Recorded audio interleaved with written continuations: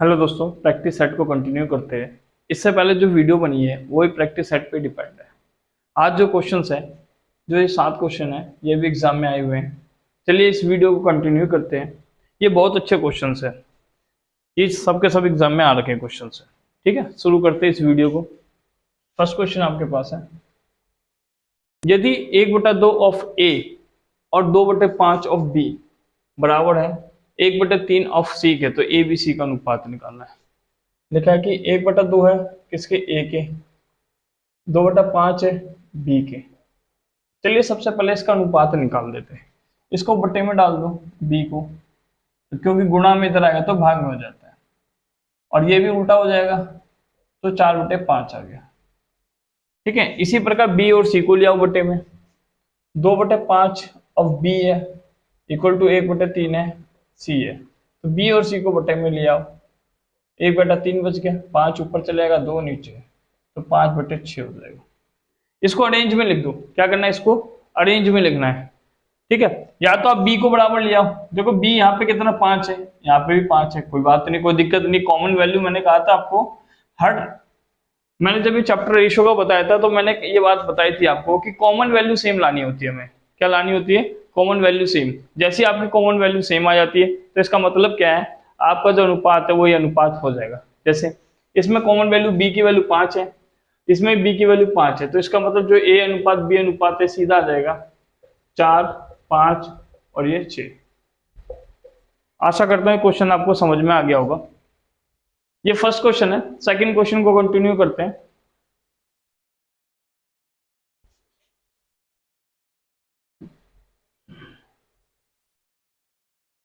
देखते हैं second question क्या है। 30 छात्रों का औसत आयु 20 वर्ष है और 20 अन्य छात्रों का औसत आयु 30 वर्ष है, तो कुल कुल छात्रों की औसत आयु क्या होगी। ये क्वेश्चन ये आपके पास बहुत ही आसान क्वेश्चन है। ये जो औसत आयु है, जब भी दो चीज आपको दे जाए तो एक ट्रिक वाला फॉर्मूला आपके पास औसत आयु निकालने का, 2ab अपॉन में a प्लस बी। क्या करना है आपको, 2ab अपॉन में a प्लस बी करना है आपको। ठीक है, तो सॉल्व करते हैं। 2, अच्छा ये वाले फॉर्मूला का यूज तब करते हैं जब आपको औसत आयु दोनों की दे रखी हो, तो दोनों की औसत आयु दे रखी हो तो इसमें ये वाला फॉर्मूला यूज नहीं होगा, ये वाला यूज होगा।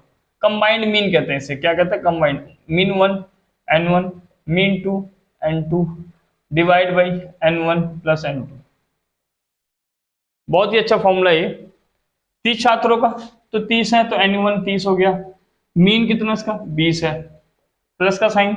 मीन 2 लिखा हुआ है, मीन 2 देखो कितने 30 वर्ष है, और छात्र कितने 20 है, तो छात्र एक में 30 थे एक में 20 थे। 3 दूना 6, 600 हो जाएगा। ये 3 दूना 6, 600 हो जाएगा, बट्टे में 50 डाल दो, तो ये 1200 हो जाएगा, बट्टे में 50 डाल दो। 0 से 0 कट गया, 5 से काट दो, 5 दूना 10, 5 चौक 20, तो 24 आ जाएगा इसका औसत। ठीक है, आशा करते हैं क्वेश्चन आपको समझ में आ गया। ये फॉर्मूला तब यूज करने हैं औसत चाल, औसत निकालने के लिए। औसत चाल हो जाए या जब कोई दो औसत दे जाए, दो औसत दे जाए तब आपको वो यूज करना है। ठीक है ना, अभी आपको कंबाइंड मीन दे रखा था तो ये यूज करना है। इसको कहते हैं कंबाइंड मीन। क्या कहते हैं इसको, कंबाइंड मीन या कंबाइंड एवरेज कह दो, आप ये भी कह सकते हो। ठीक है, नेक्स्ट क्वेश्चन पे चलते हैं।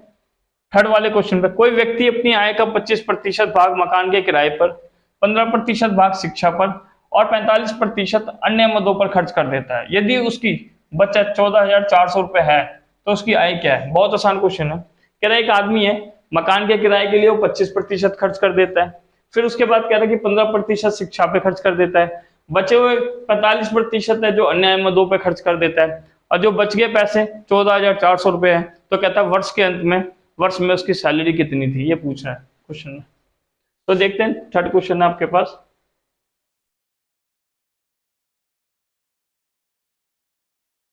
बहुत ही आसान क्वेश्चन है।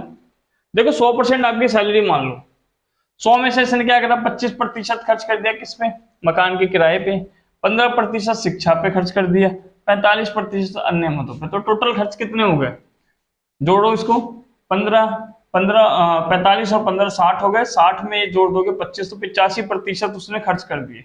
तो 100 में से 85% घटा दोगे तो 15% उसकी सेविंग आ जाएगी। क्या आ जाएगी? सेविंग, मतलब बचत इतनी है उसकी। ठीक है, अब बचत का अमाउंट कितना दे रखा है इसने? 14,400 रुपए। जब भी आपको सैलरी निकालनी हो, जब भी आपको सैलरी निकालनी है तो बचत को बचत की वैल्यू के सामने रखना है, बचत का प्रतिशत बचत की वैल्यू के बराबर रखनी है आपको। तो बचत कितनी है आपके? 14,400 रुपए है, और इसको उल्टा करके मल्टीप्लाई कर दो, 100 ऊपर 15 नीचे, तो टोटल इनकम आ जाएगी। ठीक है, आशा करता हूँ समझ में आ गई होगी आपको। काटो इसको 15 से, 15 निम्न 135 होता है, बच गए कितने आपके पास? 9 बच गए होंगे, 15 सिक्के 90, 2 जीरो, तो 96,000 उसकी सैलरी हो जाएगी। ये तीसरा नंबर क्वेश्चन था, बहुत ही अच्छा क्वेश्चन है, एग्जाम में आ रखे हैं क्वेश्चंस।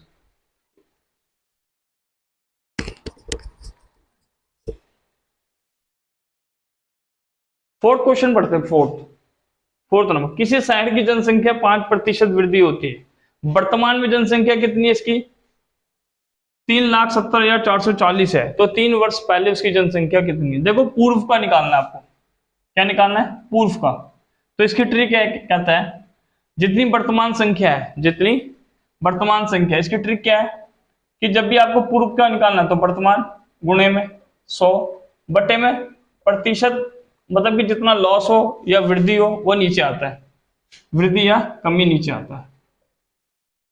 ठीक है, ये ट्रिक लगाना है। जितना टाइम हो वो टाइम लगा देना, पावर क्या हो जाती है इसकी? टाइम हो जाती है। तो ये लॉजिक है इसका। तो वर्तमान में कितनी है इसकी? 3,70,440 है। ठीक है, 100 5% के हिसाब से बढ़ रही थी तो 105 लिख दूंगा। कितने वर्ष बढ़ी है? 3 वर्ष बढ़ी है, इसलिए मैं 3 बार लिखूंगा इसको। क्वेश्चन में अगर 2 बोलेगा तो 2 लिखना आपको, 4 बोलेगा तो 4 लिखना आपको। इसे सॉल्व कर दो, 5 से काटो, 5 दूना 10 जीरो, 5 से दूना 10 1, 5 दूना 10 जीरो, 5 दूना 10 और 5 एकम 5, 5 दूना 10 जीरो, 5 दूना 10 और 1।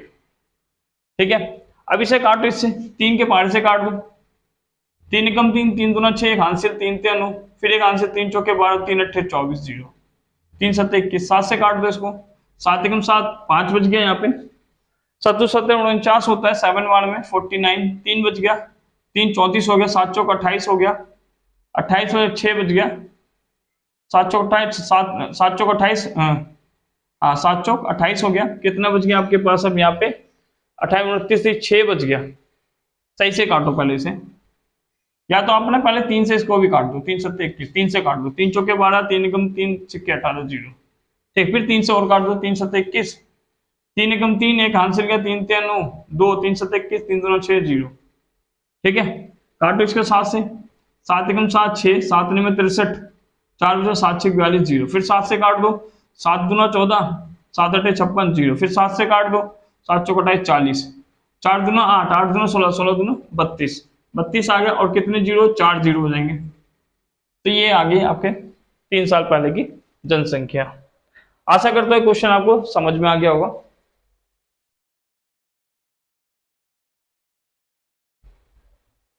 नेक्स्ट क्वेश्चन पे चलते हैं।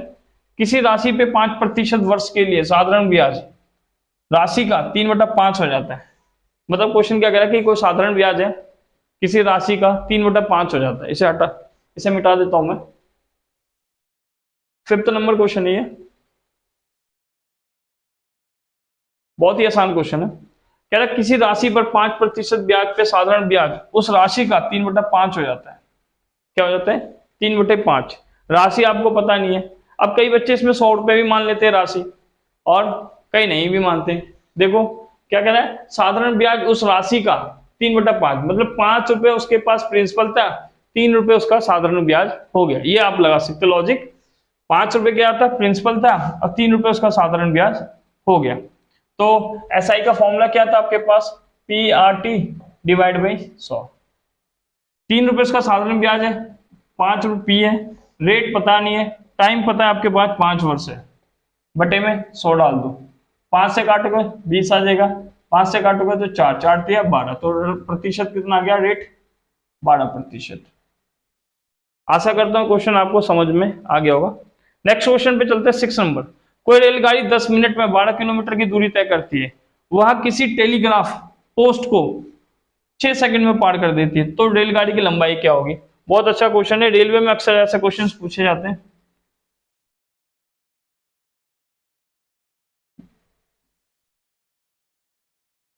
कह रहा है कि 10 मिनट में क्या है, 10 मिनट में वो क्या कह रहा है, 12 किलोमीटर यात्रा करता है, 12 किलोमीटर।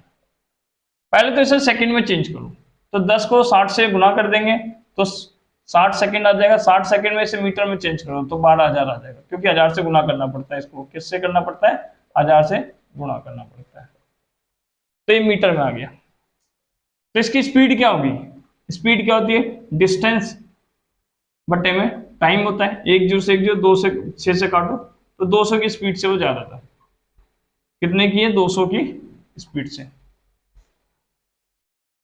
ये 600 हो जाएगा, 600 सेकंड, तो 1 0 और कट जाता, मतलब 20 की स्पीड से जा रहा है, क्या है, 20 की स्पीड से जा रहा है। अब कहना है कि एक टेलीग्राफ पोस्ट, देखो टेलीग्राफ पोस्ट होता है, आपने देखा होगा कहीं भी टेलीग्राफ पोस्ट होता है तो उसकी कोई लंबाई नहीं होती है, या खंबा हो जाए उसकी भी कोई लंबाई नहीं होती है, जब प्लेटफॉर्म कहेगा तो उसकी लंबाई होती है, खंबे की, टेलीग्राफ पोस्ट की कोई लंबाई नहीं होती है, तो जो ट्रेन की लंबाई होती है वही टेलीग्राफ की पोस्ट की भी लंबाई होगी। तो 6 सेकंड में पार करता है, आपको दूरी निकालनी है, तो क्या होता है फॉर्मूला, स्पीड मल्टीप्लाई में, स्पीड मल्टीप्लाई में क्या होता है, टाइम होता है, तो स्पीड 20 है, टाइम आपके पास 6 सेकंड है, तो 120 मीटर की उसकी ट्रेन की लंबाई हो जाएगी। नेक्स्ट क्वेश्चन पे चलते हैं, आशा करता हूं समझ में आ गया होगा। लिखा 7 नंबर, 5 अंकों की लघुत्तम संख्या, लघुत्तम का मतलब छोटी संख्या जो 88 से भाग हो जाए। देखो सबसे पहले आपको ना 88 के फैक्टर करने आने चाहिए। 88 11 के पहाड़े में भी आता है और 8 के पहाड़े में भी आता है, तो लॉजिक यही बन गया आपका, जो 11 और 8 के पहाड़े में आ जाएगा वो 88 से भाग हो जाएगा, लॉजिक ये कहता है, क्योंकि 88 है जो 11 के पहाड़े में भी आता है और 8 के पहाड़े में भी आता है, तो आपको ये लॉजिक लगाना है कि 88 से डिवाइड करने के लिए 11 और 8 के पहाड़े में आना अनिवार्य है। तो देखते हैं कौन सा इसमें से ऑप्शन हो जाएगा, ये ऑप्शन से होते हैं क्वेश्चंस। पहले 11 से भाग करके देखो, 11 निमे 99, 1 बच गया, 11 के 11 1 हो गया, तो 13 नहीं जाएगा 11 से 12, तो पहला आंसर आपका गलत हो गया। दूसरा देखो 101 32 है, 11 से करो, 11 निमे 99, 2 बच गए, 11 दूना 22, 1 बच गया, 12 आ जाएगा, 12 भी 11 के पहाड़े में नहीं आता है। तीसरा ऑप्शन ले लो, 11 निमे 99, 1 बच गया, 11 कम 11, 2 बच गया, 11 दूना 22, 11 से तो सुटेबल है, 8 से काट के देखो, 8 एकम 8, 2 बच गया, 20 हो गया, 8 दूना 16, 4 बच गया, 8 पंजे 40, 3 बच गया, 32, 8 चौक 32, तो आपका आंसर कौन सा हो जाएगा, थर्ड नंबर इसका आंसर हो जाएगा। तो इसका मतलब आपका आंसर सी वाला ठीक हो जाएगा। ये सारे क्वेश्चन एग्जाम में आए हुए हैं। अगर मेरे चैनल से भी आपको थोड़ा सा बेनिफिट मिले तो मेरे चैनल को लाइक एंड सब्सक्राइब करना ना भूलना। Thank you for watching.